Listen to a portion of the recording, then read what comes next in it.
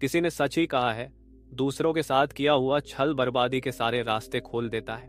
अगर आप किसी के साथ गलत करते हैं तो आपके साथ भी गलत होगा। उस समय यह बात हमें समझ नहीं आती है, लेकिन देर से ही सही कर्मों की सजा जरूर मिलती है। आप इससे कभी बच नहीं सकते। जो आपने किया है उसका अंजाम आपको हर हाल में भोगना ही पड़ेगा।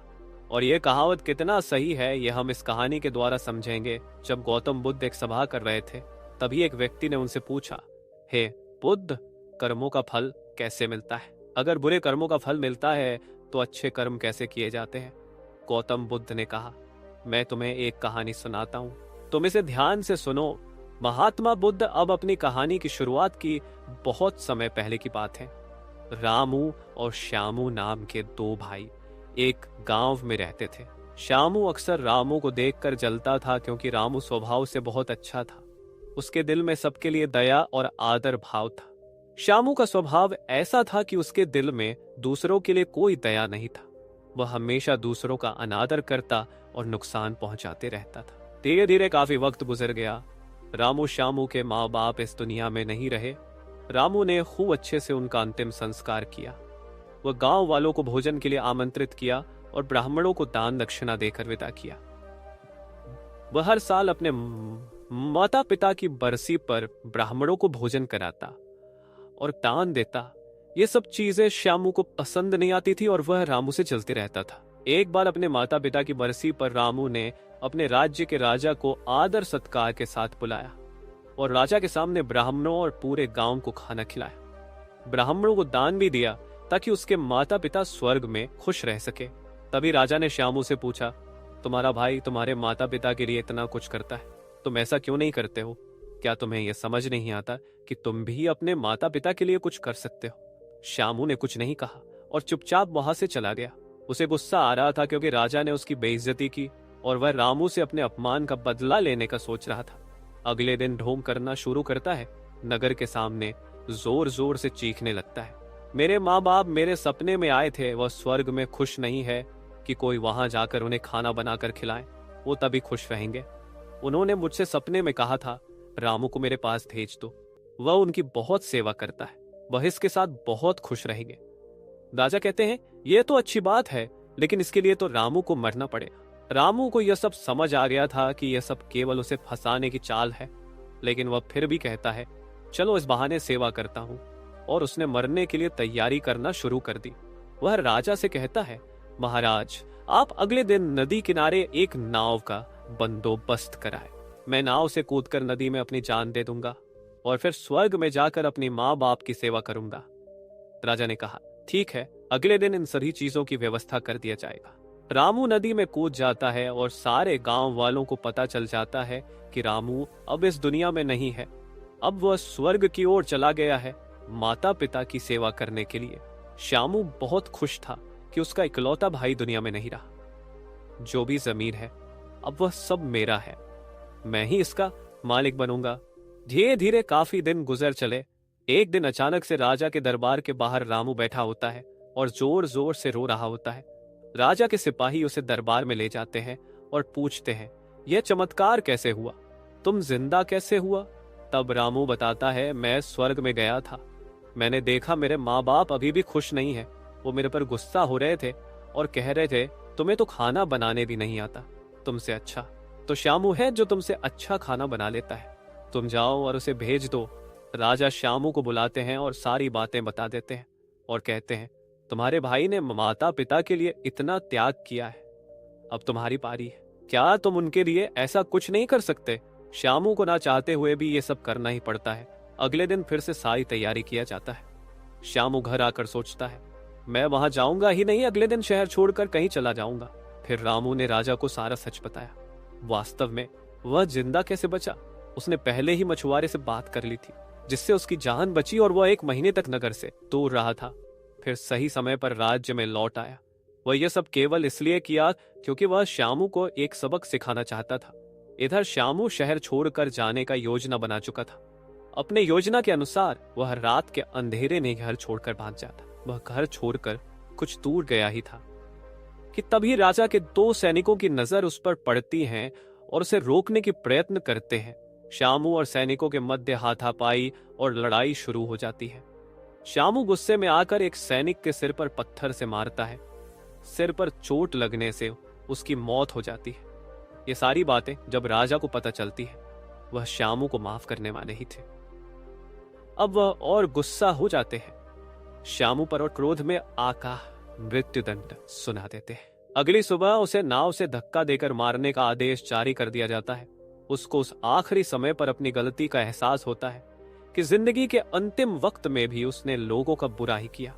उसे भी अपने जीवन के आखिरी पलों में गलती का एहसास होता है। पर वो कहावत तो सुनी होगी, अब पछताए होत क्या जब चिड़िया चुग गई। खेत और पछतावे के साथ अपनी जान से हाथ धोना पड़ता है।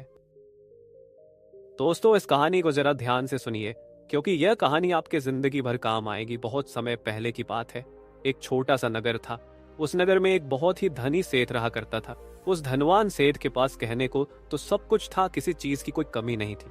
उस धनवान सेठ ने अपने जीवन में बहुत बड़े बड़े मुकाम हासिल किए थे। उसने अपने जीवन में कई सफलताएं भी प्राप्त की थी। वह जिस नगर में भी व्यापार करने जाता, वहां पर भी उसे सफलता मिलना निश्चित था। वह अपने जीवन में कभी भी हारा नहीं था। उसका व्यापार भी खूब जोरों शोरों से चल रहा था। उसके पिताजी ने उसे ऐसी 4 बातें बता रखी थी जिसका वह नियमित रूप से पालन किया करता था और उन्हीं बातों का अनुसरण भी किया करता था। सुखमय था वह, जीवन के हर क्षेत्र में सफल था। ऐसे ही काफी समय बीत गया और अब वह धनवान सेठ काफी बूढ़ा हो चुका था। अब उसे लगने लगा था कि मेरी मृत्यु बहुत नजदीक है, मेरी मृत्यु कभी भी हो सकती है। और वह जानता था कि उसका बेटा बहुत भोला है, बहुत नादान है। उसे अभी दुनियादारी की समझ नहीं है, इसलिए उसने अपने बेटे को अपने पास बुलाया और अपने बेटे से कहा, बेटा, मैंने अपने पिताजी से 4 बातें सीखी थी और उन्हीं बातों को मैंने अपने जीवन में उतारा। उन्हीं के अनुसरण की वजह से आज मैं अपने जीवन में इतना सफल हूं, अपना जीवन सुखमय पूर्वक बिता रहा हूं। उन्हीं बातों की वजह से आज मैं इतना सुखी हूं, संतुष्ट हूं और इतना धनवान हूं। ना ही कभी मुझे कोई बीमारी हुई और ना ही मुझे कभी कोई धन की कमी हुई। अब तुम देख ही पा रहे हो कि मैं इस नगर का सर्वश्रेष्ठ धनवान हूं। लेकिन आज मेरे पास जो कुछ भी है, मैं उससे संतुष्ट हूं, मैं खुश हूं। लेकिन मैं चाहता हूं कि तुम मुझसे भी आगे बढ़ो, तुम और नाम कमाओ, तुम और धन कमाओ, लोग तुम औरे में जाने, तुम्हें पहचाने, क्योंकि हमारा समय कुछ और था और तुम्हारा आने वाला समय कुछ और। अपने बेटे को अपने और करीब बुलाया और उससे कहने लगा, बेटा, आज मैं तुमको दुनिया की ऐसी 4 महत्वपूर्ण बातें बताने जा रहा हूं जो मुझे मेरे पिताजी ने बताई थी और इसी के कारण आज मैं इतना सफल हूं। यदि तुमने इन सभी बातों को अपने जीवन में उतार लिया, इनका नियमित तौर पर पालन किया, इनका अनुसरण किया, तो तुम भी अपने जीवन में बहुत धनवान जाओगे, बहुत सुखमय तौर पर बिताओगे। इन बातों के अनुसार से ना तो तुम्हारे घर परिवार में कोई दुख आएगा, ना ही तुम्हारे व्यापार में कभी कोई परेशानी उत्पन्न होगी। इतना कहकर धनवान सेठ अपने बेटे को 4 बातें बताना शुरू करता है। वह कहता है, बेटा, सबसे पहली बात है काम पर छाव में जाना और छाव में आना। दूसरी बात, अपने घर के चारों तरफ चमड़े की बांध रखना। तीसरी बात को मीठा करके खाना और चौथी बात, अपनी पत्नी को हमेशा बांध कर रखना। इतना कहकर वह धनवान सेठ अब निश्चित हो चुका था। वह यह जानता था कि उसका बेटा बहुत भोला है, वह अपने पिता की बात अवश्य मानेगा और इन सभी 4 बातों को अपने जीवन में उतारे और इनका अनुसरण भी करेगा। देखते ही देखते कुछ महीने बीत गए और फिर एक दिन धनवान सेठ मृत्यु को प्राप्त हो गया। पिता की मृत्यु के बाद उस धनवान सेठ के बेटे ने उन सभी 4 बातों को एक कागज पर लिख लिया ताकि वह उन्हें भूल ना जाए और उन्हीं बातों को वह अपने जीवन में उतारने लगा, उन 4 बातों का अनुसरण करने लगा। सबसे पहली बात जो उसके पिता ने उससे कही थी, छाव में जाना और छाव में आना, तो उसने अपने घर से लेकर अपनी दुकान तक पूरे रास्ते पर टेंट लगवा दिया, क्योंकि उसके पास पैसा तो बहुत था और उसे कोई रोकने वाला भी नहीं था। जब भी कोई उससे पूछता कि आखिर तुमने ऐसा क्यों किया, तो वो उसके जवाब में बस इतना ही कहता कि मेरे पिताजी ने मुझसे ऐसा ही करने को कहा। इसके बाद उसने अपने पिता की अगली बात का अनुसरण किया उसने अपने घर के दोनों तरफ चमड़े की दीवार खड़ी करवा दी। इसे देखकर आसपास के लोग बहुत क्रोधित हो गए। वे लोग उससे झगड़ा करने पर भी उतर आए। कई लोगों ने तो यह तक कह डाला कि आखिर तुमने ऐसा क्यों किया? चमड़े की दीवार तुमने क्यों खड़ करवा दी? चमड़े से बहुत बदबू आती है और इससे हमें तकलीफ होती है। इसे आज ही निकलवा दो। लेकिन कोई उसका कुछ भी ना बिगाड़ सका, क्योंकि उसके पास बहुत पैसा था। इसलिए कोई भी व्यक्ति उसका ज्यादा समय विरोध ना कर सका और उसने भी मन बना लिया था कि वह अपने पिता की सभी बातों को पूरे दिल से मानेगा। उसके पिता ने उसे तीसरी बात कही थी, खाने को मीठा करके, खाने को मीठा करके। रोज खाने में कुछ मीठा ही बनवा था, कभी सेविया, कभी हलवा, तो कभी मिठाई, हमेशा यही सब खाता रहता। और उसके पिता ने उसे चौथी बात कही थी, अपनी पत्नी को हमेशा बांध कर रखना, जिस कारण वह हर रोज अपनी पत्नी को रस्सी से बांध कर रखता था। ऐसे ही कई दिन बीत गए और देखते ही देखते अब वह सेठ के बेटे का जीवन धीरे धीरे बर्बाद होने लगा था, क्योंकि उसने अपने पिता की सभी बातों का गलत मतलब निकाला था और वह उसी के अनुसार उनका पालन कर रहा था। देखते देखते उसका उतना बड़ा व्यापार ठप हो गया। यहाँ पर ग्राहकों की संख्या कम होने लगी थी, क्योंकि जब उसका मन करता तब वह दुकान जाया करता और जब उसका मन करता तो वह दुकान से वापस घर लौट आता था। उसका अपने पिताजी के इस कारोबार में मन नहीं लगता था। इस कारण उसके सारे ग्राहक अब उससे नाराज होने लगे थे। उसके सारे ग्राहक अब एक एक करके उस दुकान को छोड़ते चले जा रहे थे। तरह उसका पूरा व्यापार अब ठप हो चुका था। जिस व्यापार को खड़ा करने में उसके पिताजी ने खून पसीना एक कर दिया था, उस व्यापार को उसने कुछ ही महीनों में पूरी तरह से बर्बाद कर दिया था। अब उसका धंधा बहुत कम हो चुका था, जिस कारण वह बहुत परेशान रहता था। वह बहुत चिंतित रहता था और इसके साथ ही उसने अपने घर के चारों तरफ चमड़े की दीवार खड़ी करवाई थी। उस कारण आसपास पर बहुत गंदी बदबू फैल चुकी थी। इसलिए जो भी उसके आसपास रहते थे उन सभी ने वह घर छोड़कर कहीं और पर अपना बसेरा बसा लिया। चमड़े की बदबू के कारण अब उसके घर में भी कोई नहीं आता था। यहाँ तक कि उसके मित्र और रिश्तेदार भी उस घर में आने से कतराते थे। लेकिन अब भी उसे समझ नहीं आ रहा था कि आखिर यह सब हो क्यों रहा है। दह लगा था और वह हमेशा मीठा भोजन किया करता था, जिस कारण उसका वजन बहुत ज्यादा बढ़ चुका था और इस मोटापे के कारण उसके शरीर में न जाने कितनी सारी बीमारियों ने अपना घर बना लिया था। आए दिन उसके घर पर वैद्य आने लगे थे। इन्हीं कारणों से अब उसका पैसा भी इन चीजों में बर्बाद होने लगा था। और अपने पिता की चौथी बात उसने मानी थी, वह थी अपनी पत्नी को बांध कर रखता, जिसकी वजह से उसकी पत्नी उससे नाराज हो गई और वह घर छोड़कर अपने मायके लौट गई। उसने अपनी पत्नी को मनाने की कोशिश की, तरह तरह के उपाय किए, लेकिन उसकी पत्नी नहीं मानी। और वैसे भी कोई भी स्त्री ऐसे मर्द के साथ क्यों रहना चाहेगा जो उसे बेवजह ही बेबात पर बांध कर रखता। देखते ही देखते अब वो सेठ के बेटे का पूरा जीवन बर्बाद हो चुका था ना, तो अब उसके पास व्यापार बचा था ना, थे धन नहीं उसकी पत्नी और ना ही वह रिश्तेदार जो पैसों के लिए उसके आसपास घूमा करते थे। और तो और अब उसका स्वास्थ्य भी ठीक नहीं रहता था, जिस कारण वह बहुत चिंतित रहने लगा था, बहुत परेशान रहने लगा था। उसे यह सब समझ ही नहीं आ रहा था क्या हो रहा है। सभी बातों को लेकर तो बहुत परेशान रहता। वह मन ही मन अपने पिताजी को कोसा करता और कहता, पिताजी आपने तो मेरा पूरा जीवन बर्बाद कर दिया। आपकी उन 4 बातों के कारण आज मुझसे मेरा सब कुछ छिन चुका है। ना तो मेरे पास व्यापार रहा, ना ही तो मेरे पास व्यापार रहा, ना ही धन दौलत, ना ही रिश्तेदार, ना ही मेरी पत्नी, और यहां तक कि मेरे स्वास्थ्य ने भी मेरा साथ छोड़ दिया है। आप ही यदि मैंने आपकी वह 4 बातें न मानी होती, यदि मैंने उन्हें अपने जीवन में ना उतारा होता, तो आज मैं एक सुखमय जीवन जी रहा होता। आपकी इन 4 बातों पर चलकर मुझे क्या मिला? मैंने एक आज्ञाकारी बेटे की तरह आपकी सारी बातें भली भांति मारी भांति मौन पर यकीन किया। उनका नूर्ख था जो मैंने आपकी उन बातों पर फूट फूट कर रोने लगा।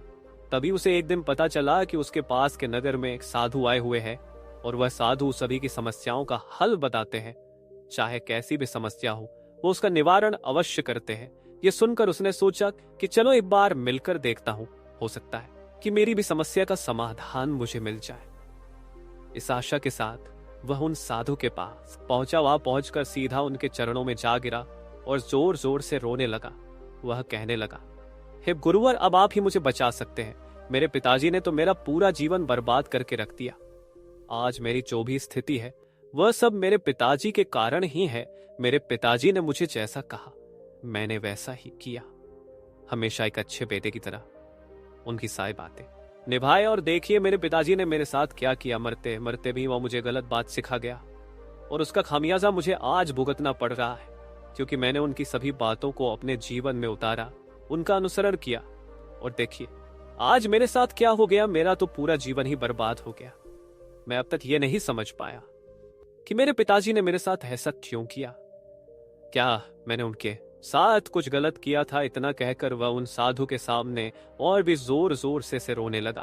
तभी वह साधु महाराज उस सेठ के बेटे से कहते हैं, बेटा चुप हो जाओ, पहले मुझे अपनी सारी बात बताओ। आखिर तुम्हारे साथ क्या हुआ है? तुम इस तरह से क्यों रो रहे हो? तुम्हारी इस परेशानी का क्या कारण है? उन साधु के इतना कहने पर उस सेठ के बेटे ने उन साधु के हाथ में रख दी जो उसने अपने पिता की मृत्यु के बाद लिख रखी थी, जिसमें उसने अपने पिता की चारों बातें लिखी थी। उन साधु ने पर्ची ली और उसे पढ़ने लगे।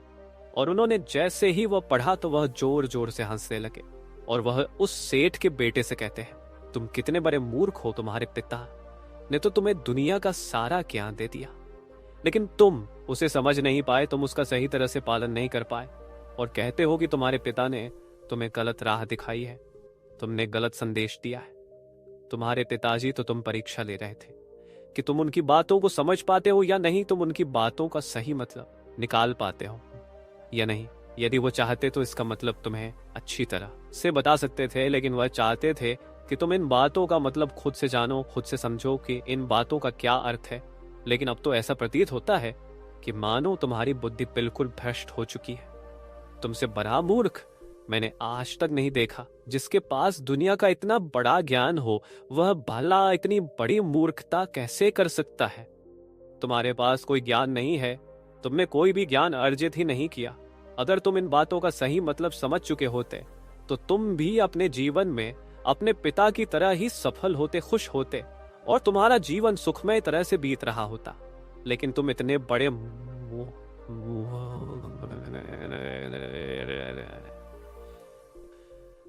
नहीं, उन्होंने जैसा कहा तुमने वैसा करना शुरू कर दिया। यदि तुम्हें उन बातों का अर्थ नहीं पता चल रहा था तो तुम किसी ज्ञानी से मिल सकते थे, तुम उससे उस बात का मतलब निकाल लेते। लेकिन जैसा तुमने अपने पिता की इन बातों को समझा है, इसका मतलब वैसा नहीं है। इस पर वह धनवान सेठ का बेटा कहता है गुरुवर, आप क्या कहना चाहते हैं? क्या मैं अपने पिता की बातों को सही से नहीं समझ रहा? और वैसे भी इसमें समझने लायक है क्या? उन्होंने तो सब कुछ साफ साफ ही बताया था और मैंने उन्हें अपने जीवन में उसी तरह से उतार लिया, तो फिर मैंने गलत क्या किया है? इस पर गुरुवर एक बार फिर मुस्कुराने लगे और उस सेठ के बेटे से कहते हैं, बेटा ये जो बातें लिखी गई है, इन बातों के पीछे एक गहरा अर्थ है जिसे तुम समझ नहीं पाए। इसी कारणवश तुमने यह मूर्खता कर दी और इसी कारणवश तुमने अपना पूरा पूरा जीवन बर्बाद कर लिया। लेकिन अब भी कुछ नहीं बिगड़ा, अब भी तुम्हारे पास बहुत समय है। यदि तुम चाहो तो अब से मेहनत करके भी तुम अपने जीवन में एक बार फिर से वह खुशहाली, वह समृद्धि, सब कुछ हासिल कर सकते हो। इस पर वह सेठ का बेटा कहता है, ठीक है गुरुदेव, कृपया करके मुझे उन चारों बातों का मतलब समझाए। आखिर उन चार बातों का क्या अर्थ है? इस पर वह साधु सेठ के बेटे को कहते हैं, तुम्हारे पिताजी ने तुमसे कहा था काम पर छाव में जाना और छाव में आना। इसका मतलब ये है सूर्य निकलने से पहले ही तुम दुकान पर पहुंच जाना और सूर्यास्त होने के बाद ही तुम वापस घर आना, जिससे तुम्हें दुकान पर अधिक से अधिक समय मिल पाएगा। काम को अच्छी तरह समझ पाओगे, उस काम को अच्छी तरह से कर पाओगे, उस काम को बढ़ाने में तुम अपना दिमाग लगा पाओगे और तुम अपने काम में तरक्की कर पाओगे। लेकिन तुमने तो इसका गलत ही मतलब निकाल लिया। तुमने तो अपने घर से लेकर दुकान तक एक ऐसा टेंट लगवा दिया जिससे तुम छाव में आ सको और छाव में जा सको।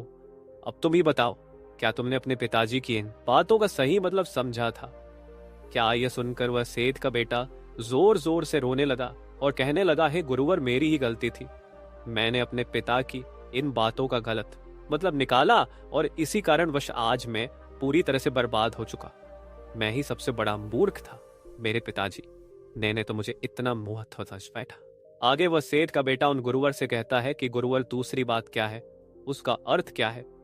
आगे गुरुवर दूसरी बात का अर्थ समझाते हुए कहते हैं, चमड़े की बांध करवाना, इसका अर्थ यह है कि तुम अपने घर में कुत्ता या बिल्ली पालना।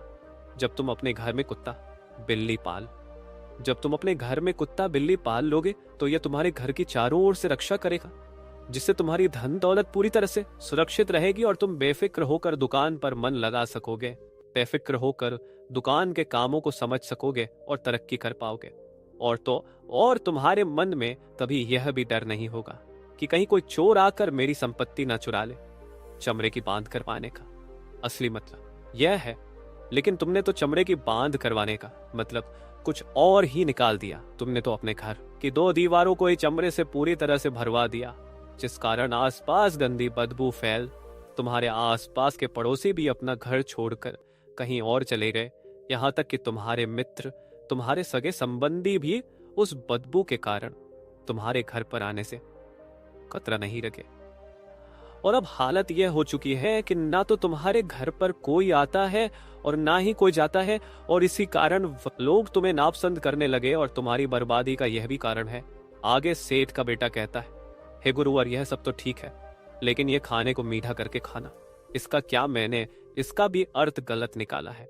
क्या मैंने तो अपने पिता की बातों के कहे अनुसार ही हर रोज मीठा खाया, और आज देखिए मेरा शरीर कितना वजनदार हो चुका है, जिस कारण मुझे अनेक प्रकार की रखा है। क्या मैं इस बात को भी गलत समझ रहा था? क्या इस पर वह साधु उस सेठ के बेटे से कहते हैं, हाँ, तुमने इस बात का भी गलत मतलब ही निकाला है। मीठा करके खाने का अर्थ यह है कि जब भी तुम्हें भूख तेजी से लगे तभी तुम्हें भोजन करना है, ना उसके पहले और ना उसके बाद अन्यथा। यदि तुम्हें भूख ना लगी होगी और तुम्हें भोजन मिल जाए तो तुम उस भोजन की कभी कदर नहीं करोगे। वह रोटी तुम्हें कभी मीठी नहीं लगेगी, फिर चाहे वह भोजन कितना भी स्वादिष्ट क्यों ना हो, चाहे भोजन कितना भी लाजवाब क्यों ना हो, तुम उसकी कदर कभी नहीं कर पाओगे, तुम उसका सम्मान कभी नहीं कर पाओगे। किंतु जब एक व्यक्ति को जोरों की भूख लगी होती है तो उसके सामने यदि तुम सूखी रोटी भी रख दो तो भी वह उसके लिए किसी पंच मेल से कम नहीं है। वह उसे प्रेम पूर्वक खाता है, उसका आदर करता है, उसका सम्मान करता है, और वह रोटी उसे मीठी लगती है। इसीलिए तुम्हारे पिताजी ने यह कहा था कि भोजन मीठा करके खाना, जिससे तुम्हारा स्वास्थ्य भी अच्छा रहेगा। क्योंकि जब एक व्यक्ति को भूख लगी होती है और उस समय पर जब वो भोजन करता है तो वह उसके लिए एक अमृत समान होता है, और वहीं पर जब किसी व्यक्ति को भूख ना लगी हो और ऐसे समय पर वह भोजन करता है तो वह उसके लिए विष समान है, वह उसे बहुत नुकसान पहुंचा सकता है। लेकिन तुमने तो इसका भी गलत मतलब निकाला था। तुम हर रोज मीठा खाने लगे, जिस कारण तुम्हारा वजन बढ़ने लगा, और इसी कारण वश तुम्हारे शरीर में अनेक रोग ने अपना घर बना लिया और यह तुम्हें मृत्यु के करीब ले जा रहा था। इसलिए आज से जब भी तुम्हें जोरों की भूख लग तभी भोजन करना तुम्हारे लिए अत्यधिक फायदेमंद होगा और तुम्हारे शरीर को हमेशा निरोगी बनाने में तुम्हारी मदद करेगा। और जब भी तब भोजन की आवश्यकता ना हो, तुम्हें भूख ना लगी हो, ऐसे समय पर भोजन कभी न करना, यह तुम्हारे लिए बहुत नुकसानदायक साबित होगा, और यही तुम्हारे लिए बहुत नुकसानदायक साबित होगा, और जिस कारण तुम्हारा पूरा जीवन बर्बाद हो रहा था। आगे सेठ का बेटा कहता है, चौथी बात तो बिल्कुल साफ लिखी गई है, अपनी पत्नी को हमेशा बांध कर रखना, तो इसका अर्थ भी कुछ और है। क्या मैंने इसका भी गलत मतलब निकाला है? क्या इस पर साधु कहते हैं, हाँ बेटा, अपनी पत्नी को बांध कर रखने का अर्थ यह नहीं है कि तुम रोज रस्सी से उसे बांध कर रखो, बल्कि इसका अर्थ तो यह है कि जब भी तुम दोनों के बीच में कोई आपसी मतभेद हो जाए, कुछ नोक झोंक हो जाए, तो तुम अपनी पत्नी पर हाथ मत छोड़ना। जब तक एक स्त्री का पति उसके साथ रिश्ते में बंधा होता है तो वह अपने रिश्तों में बंध जाती है, और वह अपने रिश्ते को पूर्ण तरीके से निभाने का हर मुमकिन प्रयास करती है। और ऐसे समय पर यदि तुम्हारे बीच कुछ नोक झोंक हो जाए, कुछ गलतियां हो जाए, और ऐसे समय पर तुम उस स्त्री का हाथ नहीं छोड़ते, तो वह तुम्हें छोड़कर कभी नहीं जाएगी। लेकिन इसका अर्थ यह भी नहीं है कि तुम अपनी पत्नी पर अत्याचार करो, बल्कि तुम्हारे पिताजी यहां पर कहना चाहते थे कि जो भी कोई व्यक्ति तुम्हारे साथ किसी रिश्ते में जुड़ा हुआ है, उसे अपने रिश्ते में इस तरीके से बांध लो कि वह तुम्हारे साथ झगड़े और नोकझोंक के बाद भी नुकसान ना पहुंचा सके, वह तुम्हारे साथ कुछ गलत ना कर सके और तुम्हारा फायदा ना उठा सके। अपने रिश्तों को हमेशा बांध कर रखना, उन्हें खुला मत छोड़ना, अन्यथा वह तुम्हारे हाथ से फिसल जाएंगे। और हम में से अधिकांश लोग अपने जीवन में यही गलतियां करते हैं और अपने नए रिश्तों को कभी समय नहीं देते, जिसका कारण उनका रिश्ता उतना मजबूत नहीं हो पाता और इसी कारण वश वह अपने रिश्ते से हाथ धो बैठते हैं। और यही गलती तुमने भी कि तुमने तो अपनी पत्नी को बांध कर रखा था, तो भला वह तुम्हें कैसे माफ कर सकती है। और यही कारण है कि वह तुम्हें छोड़कर चली गई। तुमने जो अपनी पत्नी के साथ किया वह माफी के लायक नहीं है, लेकिन तुम्हें अपनी पत्नी से माफी मांगनी चाहिए, क्योंकि तुमने गलत किया है। इसलिए जाओ और अपनी पत्नी से माफी मांगो, उसे वापस घर लाओ। और यही वह 4 बातें थी जो तुम्हें तुम्हारे पिता ने समझाने का प्रयास किया था, लेकिन तुमने इन सभी बातों का गलत मतलब निकाला और इसी कारणवश तुम बर्बाद हो गए। किंतु अभी भी तुम्हारे पास बहुत समय है। यदि तुम इन सभी बातों का सही से अनुसरण करते हो तो तुम अपने जीवन में एक बार फिर से वो सब कुछ हासिल कर सकते हो जो तुमने खोया है। ये सारी बातें हमारे जीवन की पूरी परेशानियों का समाधान है। तुम किसी भी तरह से इनको देख सकते हो। यदि तुम कामयाब होना चाहते हो तो तुम्हें मेहनत करनी ही होगी। सूर्य निकलने से पहले तुम्हें अपने घर से निकलना होगा और हमेशा सूर्य के ढलने के बाद ही तुम्हें घर वापस लौटना होगा, ताकि धन दौलत को कोई तुमसे छीन ना ले। तुम्हें अपने रिश्तों को कुछ इस तरीके से बांधना होगा ताकि वह रिश्ते तुम्हें परेशान ना करें, तुम्हें तकलीफ ना पहुंचाए, तुम्हारा फायदा ना उठाए।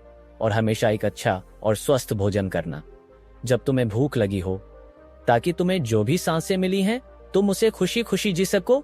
और अपने रिश्तों को हमेशा बांध कर रखना, उन्हें खुला मत छोड़ना, अन्यथा वह तुम्हारे हाथ से फिसल जाएंगे। और अपने घर में अवश्य ही कुत्ते या बिल्ली को जरूर पालना, ताकि तुम्हारा धन हमेशा सुरक्षित रहे। इन सभी बातों का अपने जीवन में अनुसरण करने के बाद तुम अपने जीवन में सब कुछ एक बार फिर पा सकते हो जो तुमने आज तक खोया है। और हो सकता है कि तुम इससे भी अधिक उन्नति कर पाओ, इससे भी अधिक समृद्धि पा सको, अपने जीवन खुशहाल और सुखमय बना सको। इतना कहकर वह साधु शांत हो गए और सेठ का बेटा भी अपनी सभी गलतियों को समझ चुका था। उसने उन गुरु को प्रणाम किया और वापस अपने घर लौट गया। उसने उन सभी 4 बातों को अपने जीवन में उतारा, उनका सही सही अनुसरण किया। उसके बाद से उसके जीवन में सकारात्मक प्रभाव दिखने लगे। वह एक बार फिर से अपनी पत्नी को घर लाने में सफल रहा और देखते ही देखते उसका जीवन सुखमय और आनंदमय हो गया था। उम्मीद है आपको यह कहानी पसंद आई होगी और आपने इससे कुछ सीखा होगा। अपने सुझाव हमें कमेंट बॉक्स में दीजिए।